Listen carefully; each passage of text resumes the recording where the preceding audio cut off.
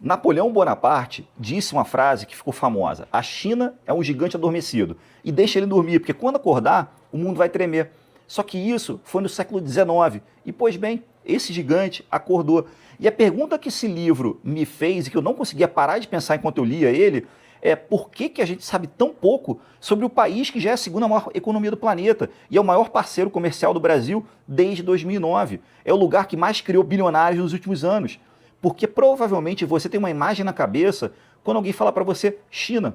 Você pensa fábrica, produto barato, ditadura, TikTok. Mas se eu te dissesse que essa imagem está completamente errada, ou pior, está incompleta.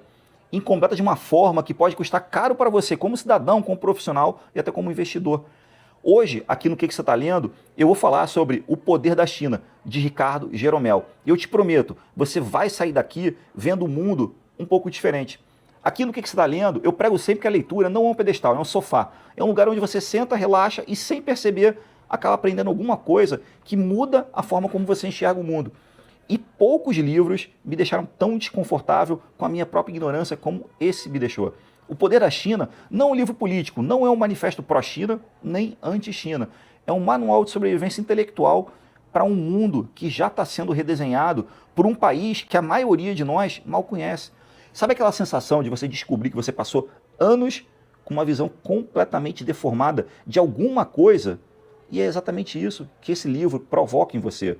Nesse vídeo você vai entender por que a China passou de um país agrário a uma superpotência tecnológica em menos de 40 anos.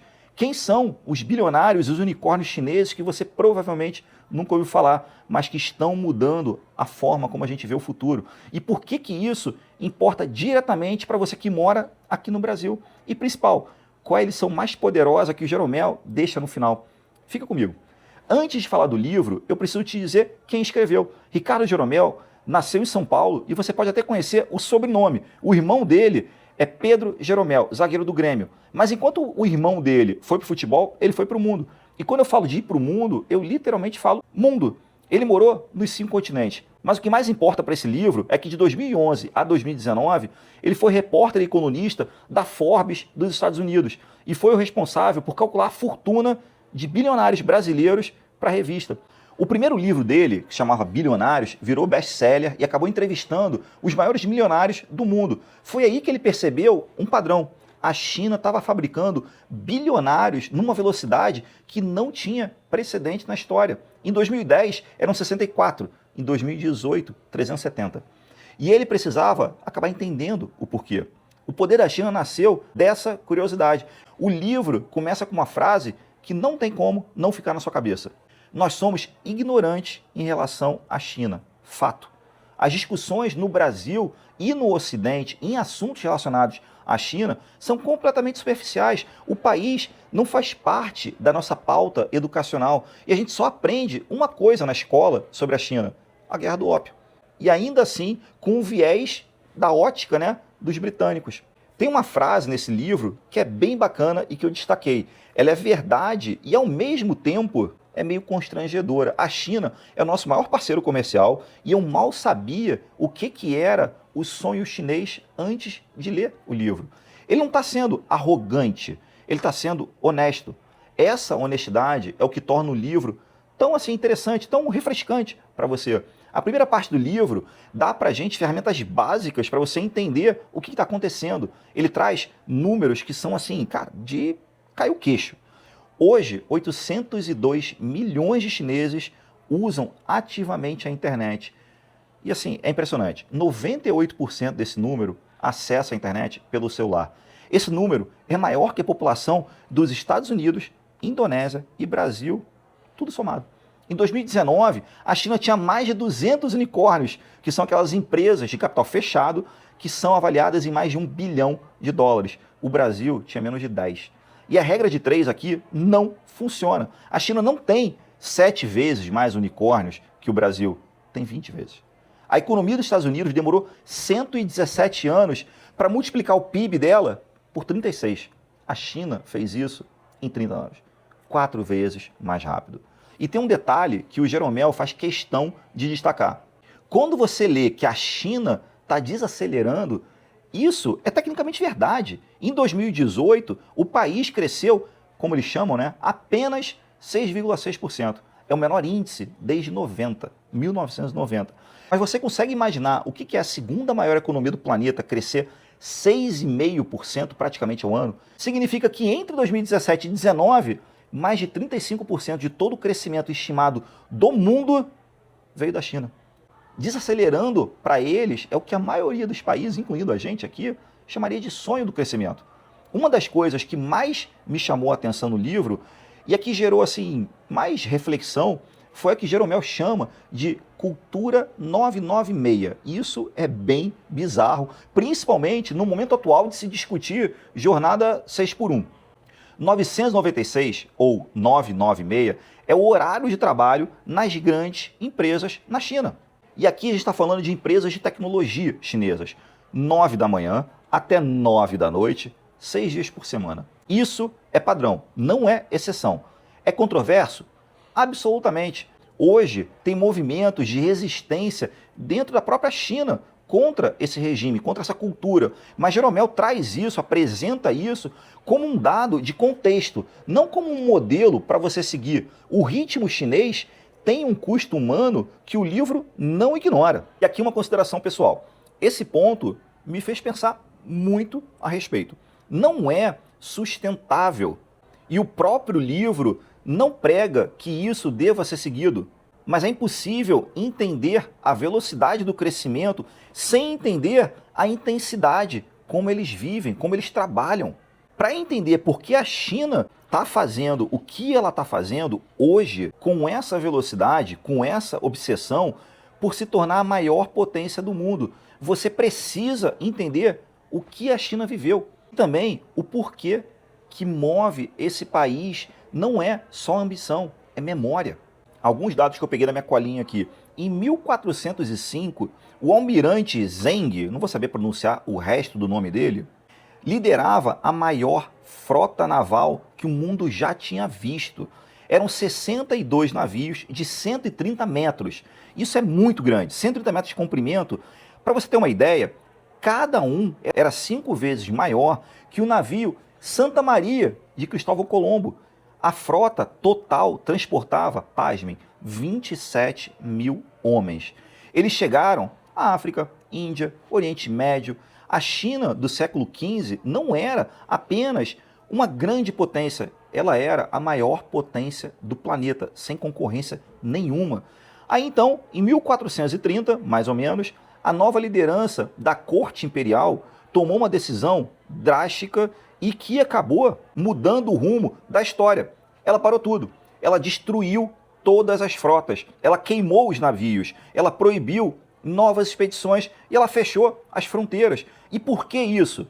A corte imperial acreditava que a China já tinha tudo o que precisava. O Império do Meio. Esse era o nome que usavam para si mesmos. Autossuficiente, eles eram superiores, eram completos. O comércio com os estrangeiros era visto como degradante. O isolamento era visto como dignidade. Um pouco estranho isso, mas na época fazia sentido. E enquanto a China se fechava, a Europa se abria. Colombo, Vasco da Gama, Magalhães, o comércio global explodiu. A Revolução Industrial acabou chegando. E a China, que era uma potência mundial, poderia ter sido o líder desse processo, mas não, acabou ficando para trás em hibernação voluntária, né? Por quase 4 séculos. Já no século XIX, quando a Inglaterra queria fazer aumentar, né, o comércio dele, os negócios da Inglaterra com a China, os chineses não quiseram, não viam valor nisso. Aceitavam vender, sei lá, seda e chá, mas não compravam nada do exterior, nada compravam em troca. E aí acabou acontecer o quê? O déficit comercial britânico era enorme e a solução que os ingleses acabaram encontrando foi bem macabra para a China. Começaram a vender ópio cultivado na Índia para o mercado chinês. Estima-se que no auge desse tráfico, 1 em cada 10 chineses era dependente do ópio. E aí, quando o governo imperial acabou proibindo o comércio do ópio, o que aconteceu? A Inglaterra declarou guerra. E foram 2 guerras do ópio, 1840 e 1856. E aqui começa a parte em que os chineses nunca esqueceram. O que acontece? Os canhões chineses não alcançavam os navios britânicos. As tropas imperiais estavam enfrentando fuzis, sei lá, com lança de bambu. A derrota não foi premeditada. A derrota foi drástica, foi rápida e foi absoluta. E a humilhação acabou que foi brutal. A China foi forçada a ceder Hong Kong à Inglaterra. Foi forçada a abrir os portos e, para completar, tiveram que aceitar a livre comercialização do ópio que eles tanto queriam banir. E não parou por aí. A França chegou, até o Japão conseguiu ganhar da China algumas vezes.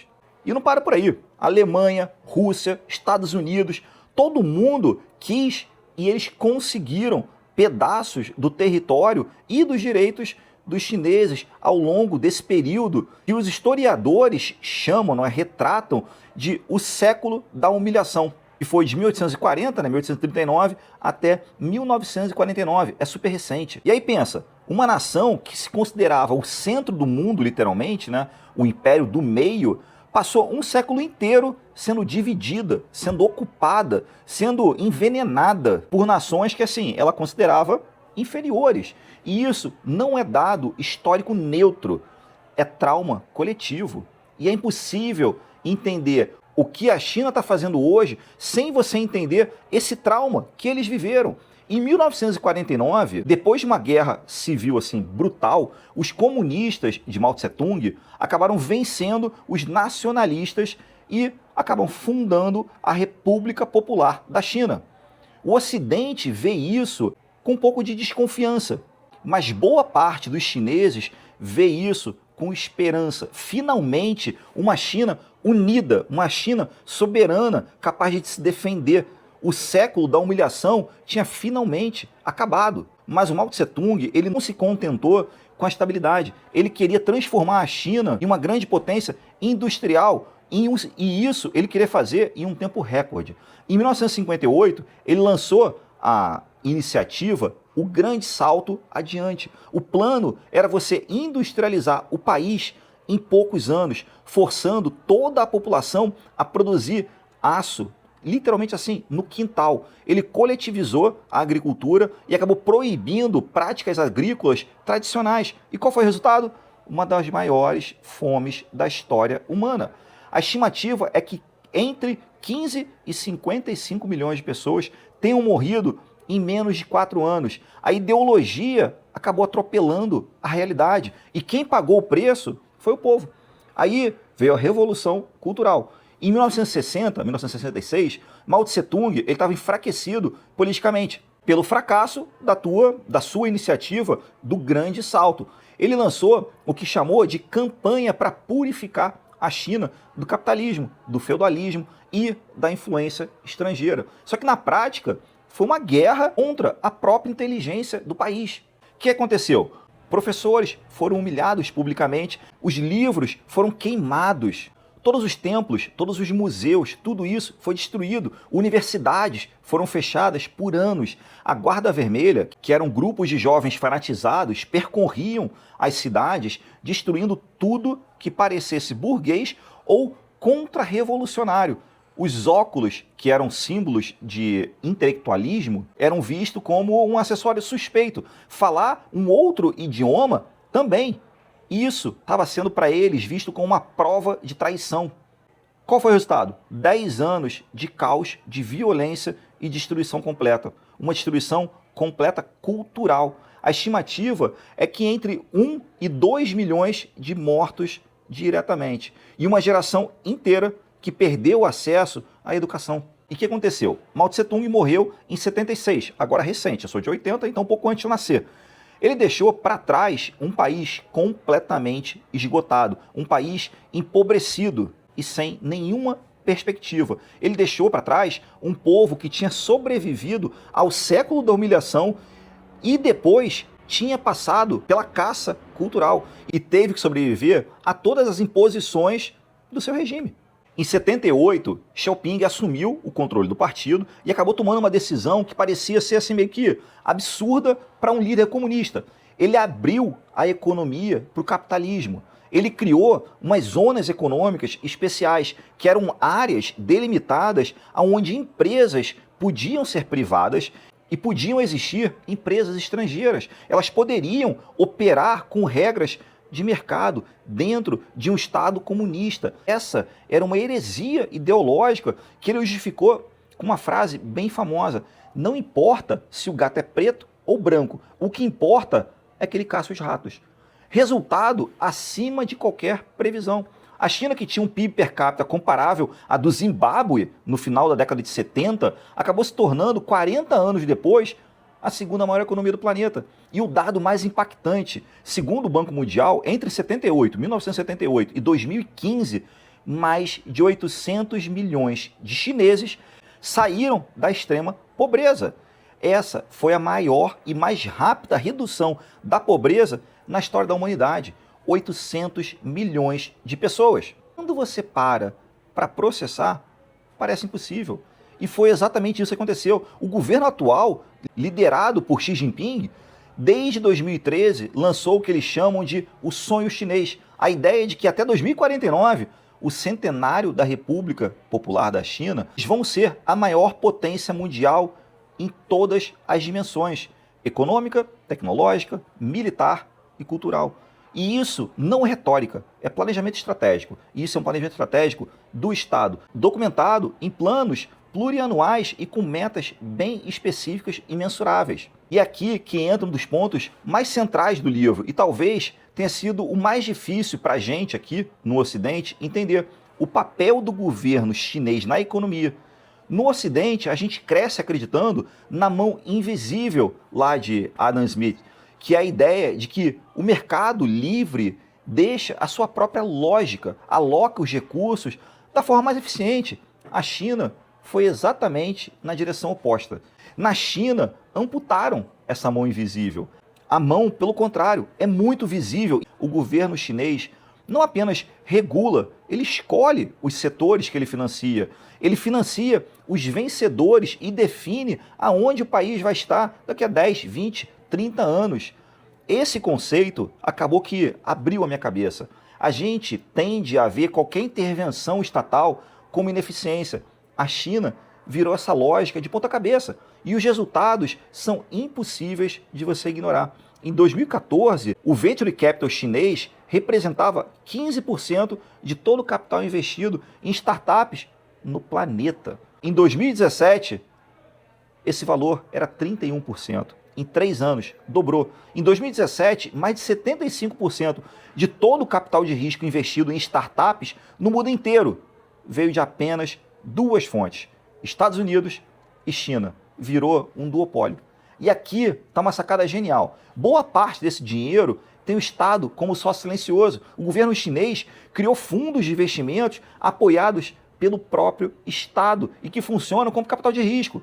O modelo é calculado, o governo entra como sócio minoritário, até 30% no máximo, e deixa na mão de empreendedores privados o desenvolvimento dos setores estratégicos como inteligência artificial, robótica e internet. Ele planta o dinheiro e o empreendedor faz crescer. O governo colhe parte desse resultado. Em 2019, o Ministério da Educação chinês aprovou 35 universidades para criar cursos sobre inteligência artificial. A gente está falando de alguns anos atrás, incluindo as 2 maiores universidades de Pequim. 479 universidades já tinham cursos ligados ao Big Data. 948 instituições tinham foco em tecnologia digital, todas alinhadas com as diretrizes do governo. O famoso plano de 1000 talentos, que foi lançado em 2008, já recrutou pesquisadores e cientistas estrangeiros e chineses que viviam fora do país para voltar a trabalhar na China. O país está literalmente comprando a própria elite intelectual de volta. Isso me fez pensar em como que o debate público é assim, curto-prazista aqui. Enquanto a China planeja décadas, a gente mal planeja anos. Agora, então, em época de eleição, isso fica evidente. Em 2011 e 2012, 2 anos, a China usou mais cimento que os Estados Unidos usaram em todo o século XX. 2 anos versus 100. Isso não é hype. Isso é tecnologia, isso é crescimento. E tem mais. Hoje, a China tem mais quilômetros de trem-bala do que o resto do mundo inteiro somado. E o crescimento da classe média, segundo o Banco Mundial, ela acabou saltando de 2% da população, que representa 29 milhões de pessoas, para 39% da população, 530 milhões de pessoas. Em 2013, em menos de 30 anos, é a maior e mais veloz ascensão social da história da humanidade. No mundo corporativo, antes da China entrar para essa correria e antes de entrar para a OMC, em 2001, tinha 2% das 500 maiores empresas do mundo. Hoje, esses números são de 2017, que o livro é um pouco mais antigo, representava 22%. Em 2019, pela primeira vez, a China acabou ultrapassando os Estados Unidos no ranking da Forbes das 500 maiores empresas do planeta. E a China criou um unicórnio a cada 3 dias, 3,8 dias, nem 4 dias. Um novo bilhão de dólares em valuation nascendo a cada semana. Toda semana, o ano inteiro. E tem um dado sobre essa velocidade que sintetiza tudo. Nos Estados Unidos, uma startup demora 7 anos em média para virar um unicórnio. Na China, 4 anos. E 46% dos unicórnios chineses chegaram lá em menos de 2 anos. Nos Estados Unidos, esse número é de 9%. O Tencent, por exemplo, criou o WeChat, que é o que a gente tem aqui chamado WhatsApp. 13 bilhões de usuários. As pessoas usam para consultar médico, para pagar aluguel, para pagar impostos, tudo isso pelo WeChat, sem dinheiro em espécie, sem cartão, só pelo celular. O Alibaba criou a maior rede de comércio eletrônico do mundo. Em 2018, ele faturou 30 bilhões de dólares em um dia, em 24 horas. A famosa Black Friday americana, lá foi em um dia. Um outro capítulo que é bem bacana, que deixa a gente inquieto, é a nova Rota da Seda, que o governo chinês anunciou como o maior projeto de infraestrutura da China. Qual a promessa? Investir mais de 1 trilhão de dólares em estradas, portos, ferrovias, redes de energia por mais de 60 países, da Ásia à Europa, África, América Latina. O objetivo não é só construir infraestrutura, é criar dependência. É desenhar um mapa onde os caminhos do comércio global passam pela China. E o Brasil está nesse mapa. Entre 2015 e 2018, a gente respondeu por 58% de todos os investimentos feitos por empresas chinesas aqui na América Latina. Não é coincidência, é estratégia. Faz a gente pensar que a ignorância sobre a China não é um problema acadêmico, é um problema prático. Empresas brasileiras que não entendem a China estão perdendo oportunidade, ou então tomando decisões equivocadas sem saber. E tem um dado que ficou muito gravado na cabeça. A Xiaomi, a marca de celular que você provavelmente comprou ou então considerou comprar, é uma empresa chinesa que foi fundada em 2010 e em 4 anos valia 45 bilhões de dólares. Isso não é coincidência. É o resultado de uma combinação de escala, velocidade e um apoio do governo, que não existe nenhum igual no mundo. Esse livro tem uma nota altíssima em todos os sites de reviews. E a maioria dos leitores destaca o mesmo, abre os olhos de uma forma acessível. Também tem críticas que são honestas, que a gente precisa avaliar, né? Que, assim, eu acabo compartilhando até, né? O livro pinta um panorama muito positivo sobre a China. Ela é dinâmica, inovadora, é estratégica, mas a China real também é vigilância em massa, é sistema de crédito social, é repressão a minorias, é restrição à liberdade de expressão, é restrição à internet. Tudo isso aparece no livro, mas de uma forma assim, lateral, sem o mesmo peso que ele dá para o crescimento da China. Isso não invalida o livro, mas é importante que você fique sabendo. Esse livro sobre a China, do crescimento, não é um retrato completo da sociedade complexa e bem contraditória que é a sociedade da China. Tem uma frase no prefácio do livro, que é escrita por um empresário português, que acompanhou o Ricardo numa das missões para a China, que é bem interessante. É impossível pensar em investimentos internacionais sem lembrar de uma das maiores superpotências econômicas do mundo, sobre a qual a gente sabe muito pouco. E é isso. O livro não te pede para amar a China. Ele não te pede para você concordar com o modelo chinês. Ele te pede para você parar de ser ignorante com relação a ela. E aqui no que você está lendo, isso ressoa muito com o que eu acredito. A leitura não é um pedestal, é um sofá. É o lugar onde você senta, fica desconfortável, com a própria ignorância e sai diferente. E esse livro me fez sair diferente. Ele me fez pensar que talvez a nossa visão de mundo seja mais paroquial do que a gente imagina. Que existe um gigante, literalmente falando, que está funcionando com uma lógica completamente diferente da nossa e produzindo inovação numa escala que não tem precedente histórico e que a maioria da gente ao redor das pessoas que a gente convive não consegue nomear, sei lá, uma empresa de tecnologia chinesa, além do TikTok, de repente. Isso é um problema. Não é um problema moral, é um problema prático.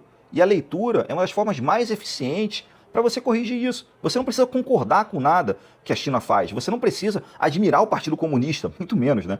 Muito menos defender a censura ou então elogiar o modelo 996. Mas você precisa entender o que está acontecendo. Por que está acontecendo com ou sem a sua atenção. E se tem um livro para você começar essa conversa, é esse aqui. Me conta nos comentários se você já sabia dessa dimensão da China ou esse vídeo acabou mudando alguma coisa na sua forma de enxergar. Eu queria muito saber, porque para mim foi assim, revelador. Se você gostou, deixa o like, isso ajuda muito aqui o canal a alcançar mais gente. E se inscreve, se você ainda não se inscreveu, ativa o sininho que a gente se vê no próximo vídeo. E lembra, a leitura não termina no livro, ela começa aí.